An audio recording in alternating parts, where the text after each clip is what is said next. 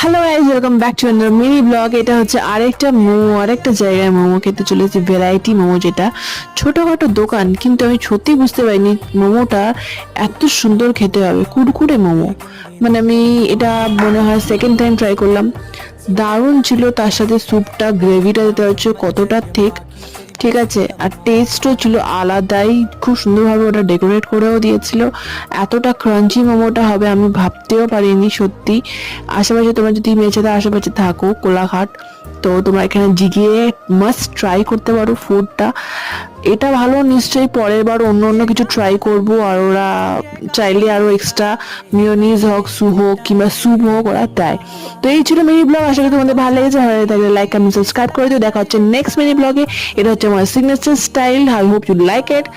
See you in my next vlog. Till then, take care, bye bye, stay healthy and stay happy. Ta-da!